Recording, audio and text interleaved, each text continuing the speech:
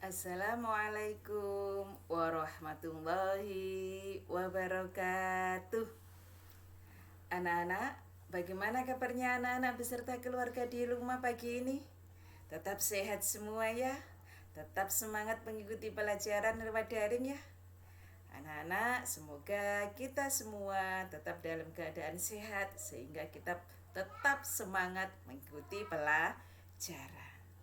Anak-anak, seperti biasa, sebelum pelajaran kita mulai, mari kita berdoa bersama dulu. Semoga ilmu yang kita pelajari pagi ini menjadi ilmu yang bermanfaat. Bismillahirrahmanirrahim. Rabbi zidni ilma warzuqni fahma. Amin. Anak-anak, pagi ini kita akan mempelajari materi pendidikan agama Islam. Anak-anak, kita kali ini menginjak pada bab berikutnya, yaitu tentang bulan Ramadan yang indah. Pada bab bulan Ramadan yang indah ini ada beberapa materi di dalamnya. Yang pertama yang akan kita pelajari pada pagi hari ini yaitu tentang berpuasa di bulan Ramadan. Anak-anak pasti tidak akan asing lagi dengan kata-kata puasa di bulan Ramadan. Karena anak-anak pasti sudah sering melaksanakan puasa ketika pada bulan Ramadan. Karena anak-anak sekarang sudah kelas 5, jadi dipastikan sama Bu Guru sudah tahu pelaksanaan dan sudah melaksanakan puasa di bulan Ramadan. Kali ini kita akan mempelajari tentang dasar hukumnya pelaksanaan puasa Ramadan ya. Anak-anak, pelaksanaan atau perintah puasa ini diterangkan di dalam Al-Qur'an, yaitu terdapat dalam surat Al-Baqarah ayat 183 ya. Anak-anak pasti bisa membacanya. Ya, sekarang coba dibacakan Bu Guru dulu ya. Bismillahirrahmanirrahim. Ya ayyuhalladzina amanu kutiba alaikumusiyam Kutiba alaikumus siyamu kama kutiba alal ladzina min qablikum la'allakum tattaqun. Shadaqallahul azim. Nah, itu adalah dasar tentang diperintahnya yaitu puasa. Di situ jelas artinya, bisa dibaca anak-anak sendiri ya. Di situ Allah memerintahkan berpuasa tidak hanya kepada Nabi Muhammad beserta umatnya saja, tetapi di situ dijelaskan bahwa perintah puasa ini juga diperintahkan kepada nabi-nabi sebelum Nabi Muhammad. Apa sih tujuan dari puasa? Nah, berdasarkan dari ayat tersebut, yaitu tujuan berpuasa adalah la'allakum tattaqun, supaya kita menjadi orang yang bertakwa. Apa sih itu takwa? Yaitu menjalankan semua perintah Allah dan menjauhi semua larangannya. Itulah yang dinamakan takwa. Sekarang mari kita bahas apa saja ketentuan yang ada di dalam puasa. Ada 3 ketentuan yang terdapat dalam puasa, yaitu ada syarat wajib puasa, ada syarat sah puasa, ada rukun puasa. Sekarang mari kita coba Kita urai satu-satu. Anak-anak jangan sampai bingung, ada syarat wajib, ada syarat sah. Untuk membedakannya itu syarat wajib itu siapa sih yang wajib berpuasa itu? Kalau syarat sah itu apa yang menjadikan puasa itu sah? Nah, itu namanya syarat sah. Kalau syarat wajib itu siapa yang wajib? Begitu maksudnya ya. Coba kita pelajari, kita uraikan satu-satu. Apa yang termasuk syarat wajib puasa? Satu, orang yang wajib menjalankan ibadah puasa adalah orang yang berakal sehat. Paham maksud berakal sehat? Maksudnya orang itu waras, tidak sedang gila atau gangguan kejiwaan. Jadi siapa yang wajib berpuasa? Satu, orang yang berakal sehat. Jadi orang yang gila, anak-anak, itu tidak wajib berpuasa. Hanya yang diwajibkan oleh Allah adalah yang berakal sehat. Nah, kalau sekarang banyak orang-orang yang tidak berpuasa, apa berarti tidak berakal sehat, Bu Guru? Bukan tidak berakal sehat, mereka berakal sehat tetapi tidak mau menjalankan puasa. Tetapi yang diwajibkan oleh Allah yaitu orang yang berakal sehat. Jadi semua saja yang berakal sehat itu wajib menjalankan ibadah puasa.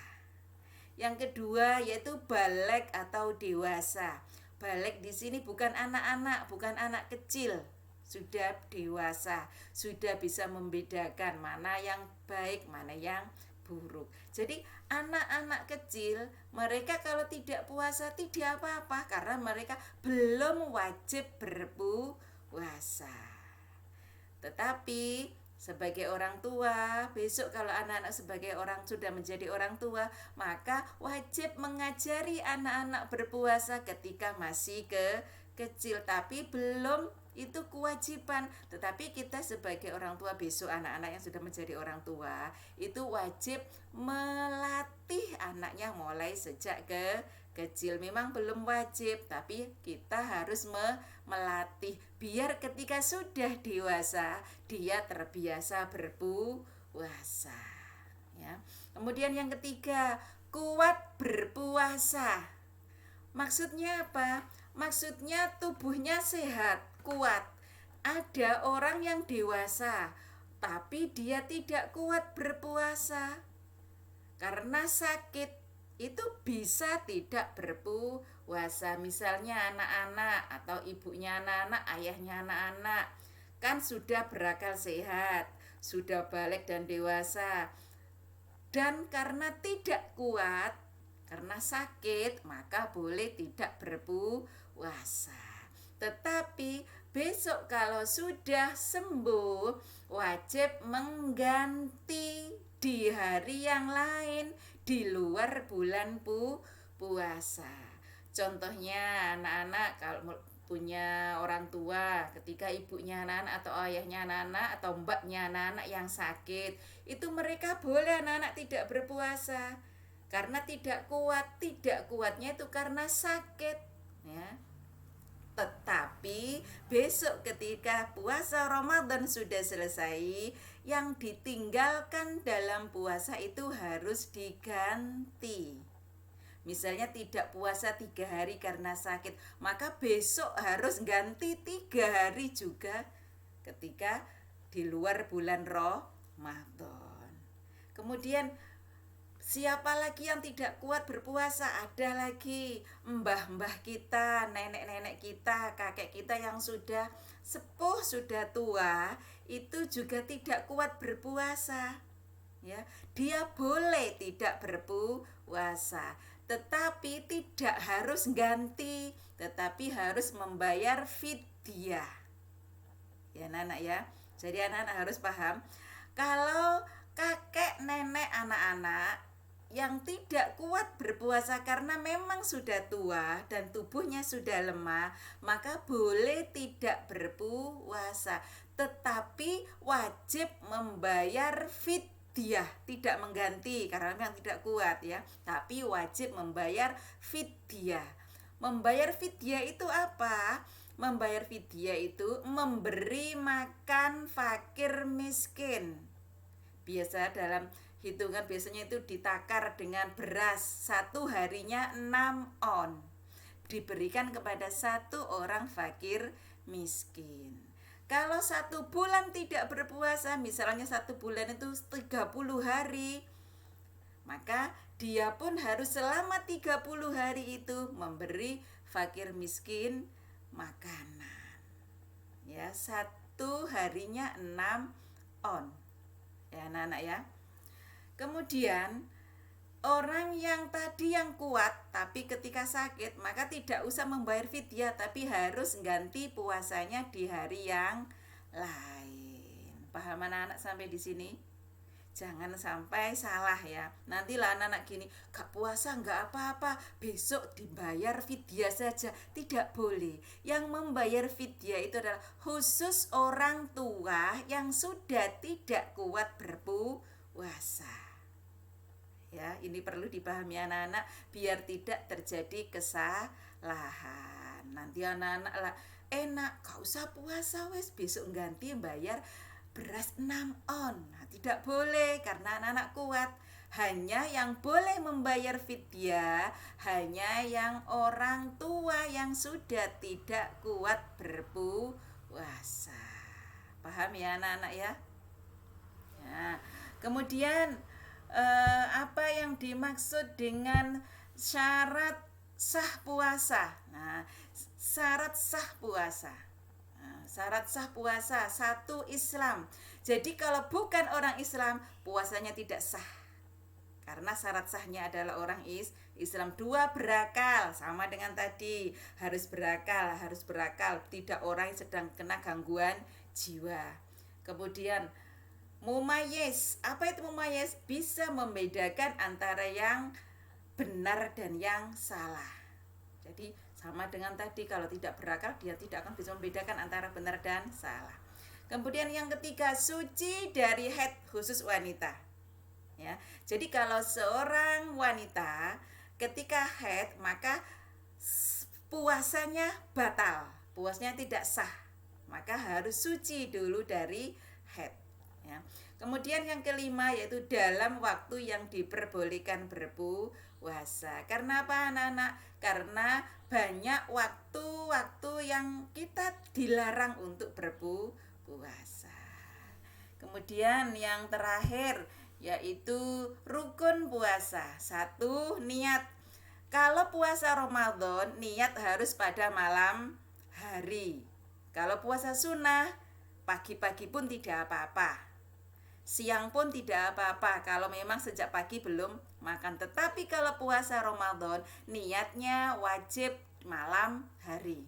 Yang kedua yaitu menahan diri dari segala sesuatu yang membatalkan puasa, mulai dari terbit matahari hingga terbenamnya matahari. Itu anak-anak beberapa ketentuan dari puasa yang wajib kita ketahui. Akhirnya anak-anak, hanya di sini pelajaran pada pagi hari ini. Kalau anak-anak ada yang belum paham, bisa ditanyakan ke Bu Guru, bisa lewat SMS, bisa lewat telepon, bisa lewat video call. Ya. Perintah anak-anak yaitu hafalkan surat Al-Baqarah ayat 183 beserta artinya. Rekam, kirim ke Bu Guru. Nah, itu perintahnya. Udah. Akhirnya mari kita tutup pelajaran pada pagi ini dengan bacaan hamdalah. Alhamdulillahi Rabbil Alamin. Akhirnya assalamualaikum warahmatullahi wabarakatuh.